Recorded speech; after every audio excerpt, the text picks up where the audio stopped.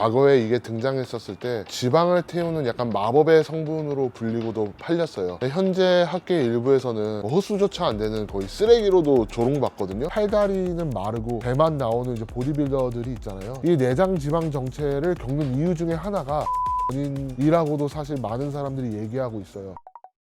안녕하세요, 잔백입니다. 오늘은 제가 가장 좋아하는 헬스 보충제 중 하나인 카르니틴에 대해서 정말 자세하게 소개해 드리려고 해요. 근데 지금 카르니틴 같은 경우는 약 전설적이기도 하면서 조롱 사이의 물질이 되었거든요. 일단 L-카르니틴이 논쟁적이게 된 이유는 과거에 이게 등장했었을 때 지방을 태우는 약간 마법의 성분으로 불리고도 팔렸어요. 근데 현재 학계 일부에서는 흡수조차 안 되는 거의 쓰레기로도 조롱받거든요. 근데 이러한 극단적인 평가는 카르니틴 이 가진 조건부 효능을 이해하지 못한 데서 저는 비롯된다고 생각해요. 그래서 이번에는 카르니틴의 생화학 기전부터 약동학적 한계, 그리고 보디빌딩 씬에서 실질적인 가치를 분석해 보려고 합니다.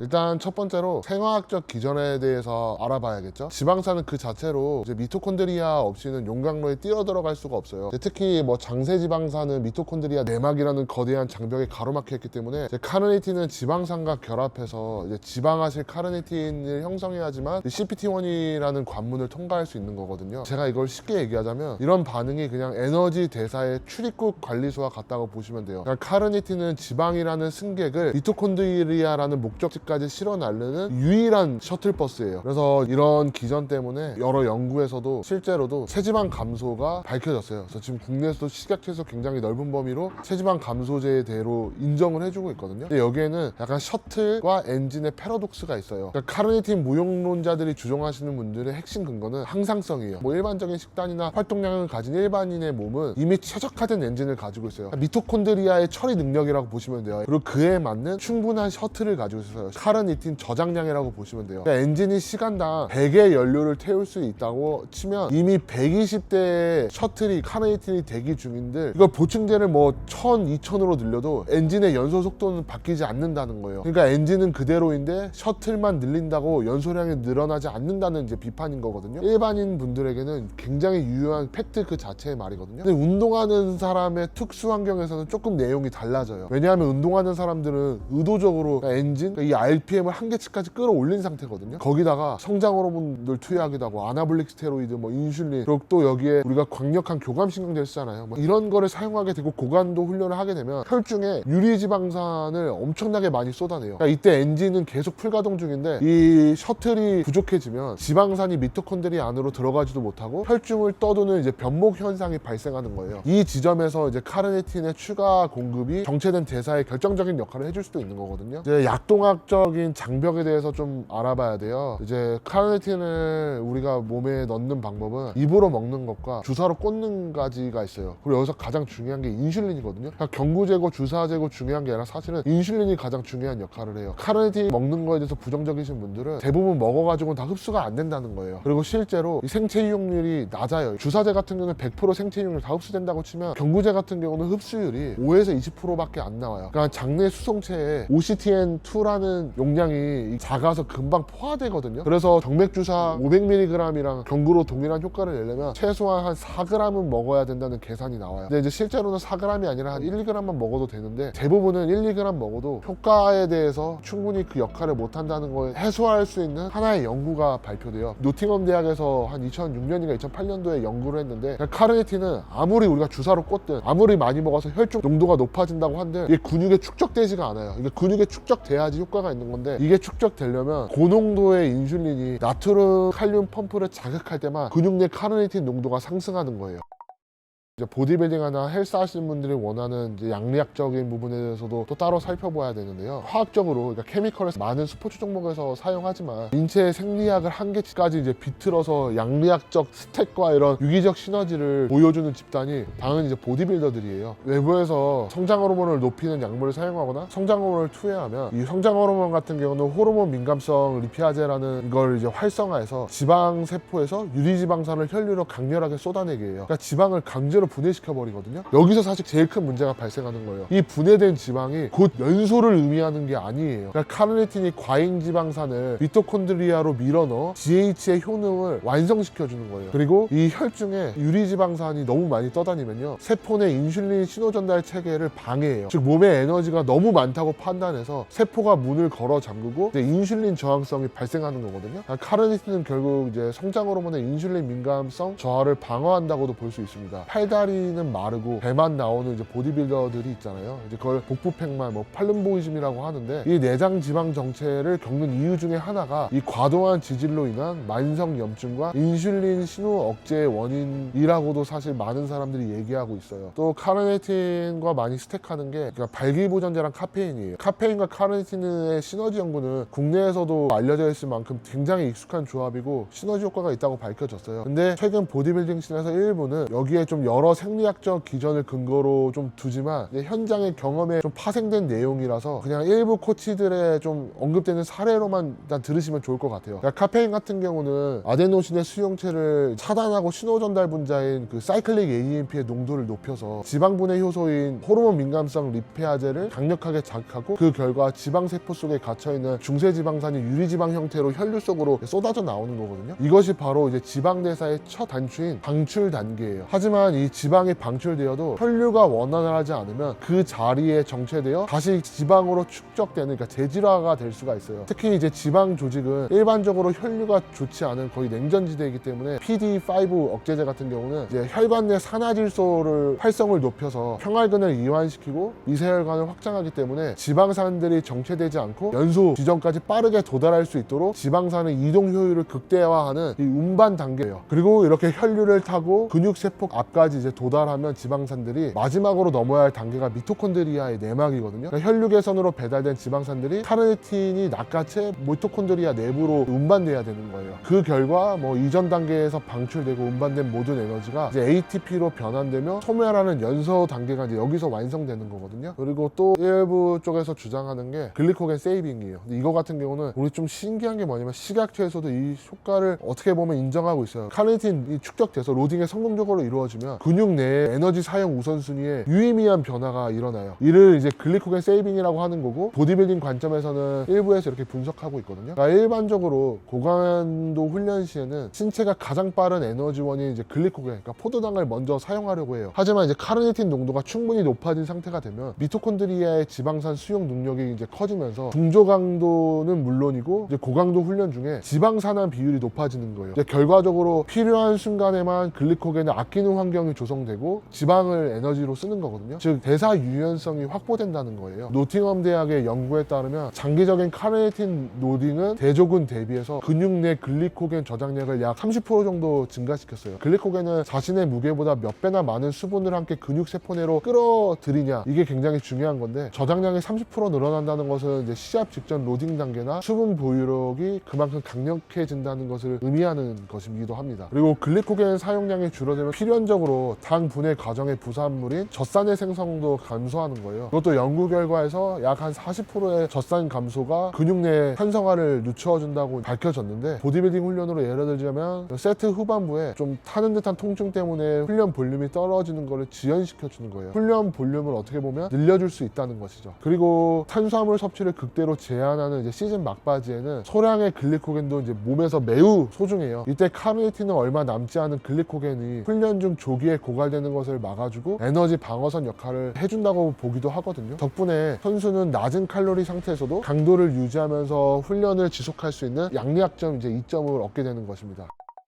그리고 부작용에 대해서도 당연히 알아봐야겠죠. 가장 카르니틴의 부작용으로 많이 나오는 언급 중에 하나가 TMAO 리스크라는 게 있어요. 우리가 고기, 뭐 계란, 생선 이런 걸 먹으면 장에서 나쁜 세균들이 그걸 분해해서 TMA라는 걸 형성해요. 가스 형성하는 거, 생선의 비린 냄새의 원인이기도 해요. 이게 혈류를 타고 들어가면서 TMAO가 되고 심혈관에 안 좋은 역할을 할 수 있다는 거라서 카르니틴도 TMAO로 결국 바뀌어서 심장병을 유발할 수도 있다라는 말을 하는데, 카르니틴의 역할을 보면 기본 기전을 보면 그건 거는 좀 아닐 것 같은데, 이거보다 사실 더 저희가 주의 있게 봐야 될 거는 이 생선을 먹으면요, 카르니틴보다 수십 배 많은 이미 TMAO가 들어있어요. 우리가 일반적으로 알기로 생선은 심장 건강에 굉장히 좋은 식품으로 권장되잖아요. 그러니까 TMAO를 심장 질병의 원인이라고 보기보다 그냥 대사 상태를 보여주는 바이오마커라고 보거든요. 근데 한국이 전 세계에서 마늘 섭취량이 가장 많은 민족 중에 한 명이잖아요. 이 카르니틴 TMAO를 더 신경 안 써도 되는 게 뭐냐면, 이 마늘의 알리신이 TMAO를 억제해요. 고기나 계란, 뭐 카르니틴, 콜린 같은 걸 섭취하면 장내 미생물들이 이를 분해해서 TMA를 이제 생성하고 간에서 이제 TMAO로 전환돼서 혈류를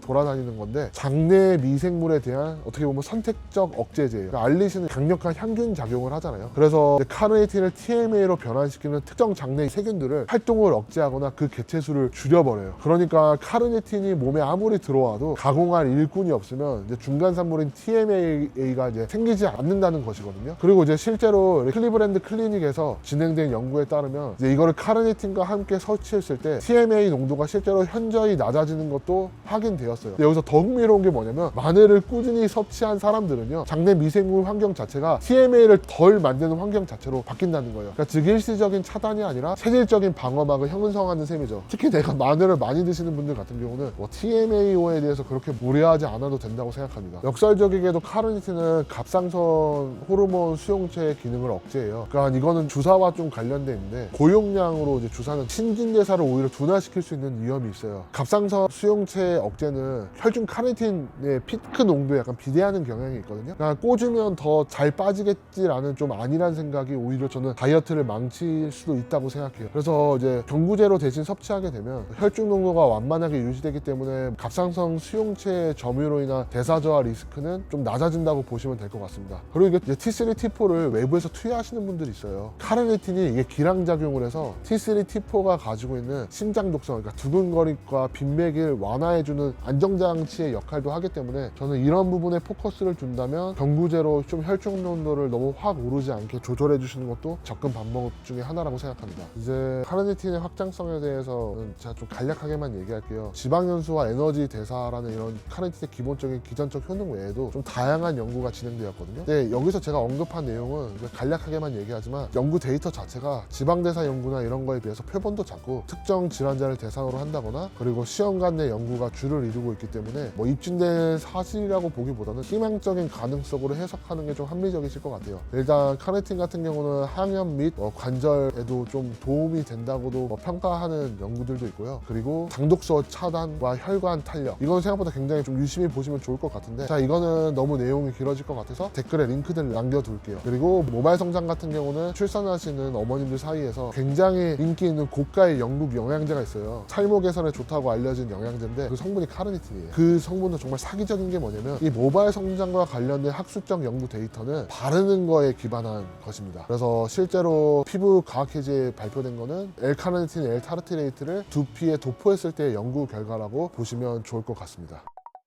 제가 이제 카르니틴이라는 원료, 이 성분의 특징에 대해서 설명드렸는데, 저는 이제 카르니틴에 대해서 긍정적으로 보지만 마법의 탄환이 아니에요. 그러니까 아무 의미 없는 그냥 소변 제조기가 될 수도 있거든요. 그래서 오늘 이 설명을 들으시고 카르니틴 기전을 이해하신 다음에 나에게 적합할 수도 있겠다라는 분들은 저는 한번 시도해볼 가치가 있다고 생각합니다. 그리고 제가 만약에 카르니틴 제품 가격 자체가 전 세계적으로 저렴했었으면 저는 그냥 한 번쯤은 드셔보실 만한 보충제라고 말씀드릴 것 같은데, 카르니틴 원료 자체가 생각보다 많이 비싸요. 카르니틴 원료가 비싼 이유가 뭐냐면요, 보통 다른 아미노산 같은 경우는 당밀을 이제 효소로 발효하고 분해하는 과정에서 얻는데, 카르니틴 같은 경우는 특수 효소 공법을 쓰거나 또 따로 필터를 추출을 해야 돼요. 그 이유가 뭐냐면, 카르니틴 같은 경우는 L-카르니틴과 D-카르니틴 두 가지 형태로 나오기 때문에 이 D-카르니틴은 몸에 필요 없는 존재거든요. 그래서 이거를 제거해야 되는 거기 때문에 비용이 훨씬 올라가는 부분이 있습니다.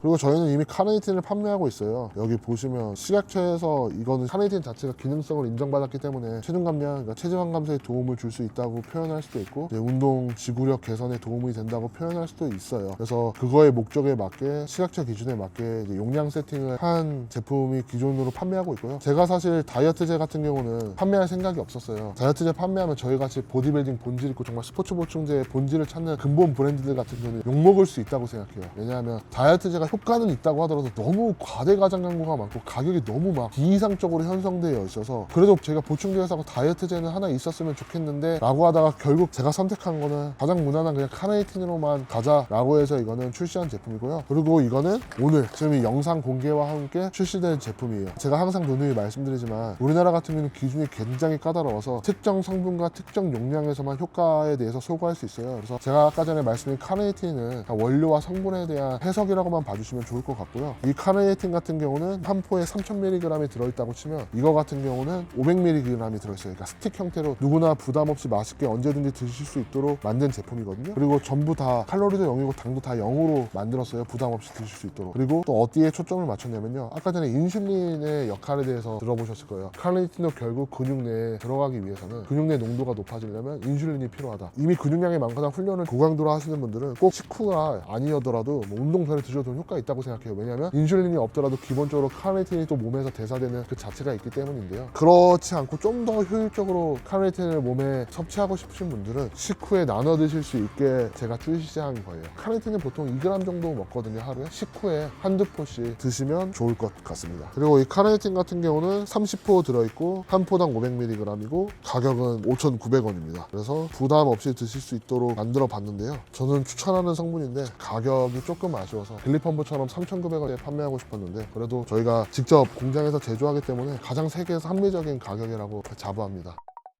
그리고 카네이틴에 대해서 궁금하신 점은 댓글로 남겨주시면 제가 아는 선에서 최선을 다해서 답변해 드릴게요. 다시 한번 강조드리고 싶은 게 카네이틴도 그렇고 모든 보충제나 영양제를 드실 때는요, 최소한 너무 깊게는 아니더라도 기전과 어떤 해석들이 있는지 단 몇 분이라도 보고 나에게 적합하다, 난 이런 효과를 얻고 싶다, 난 이게 기대된다 라는 걸 드시는 걸 전 추천드리고 싶어요. 오늘도 시청해주셔서 너무 감사하고요. 구독과 좋아요, 하입까지 부탁드리겠습니다. 감사합니다.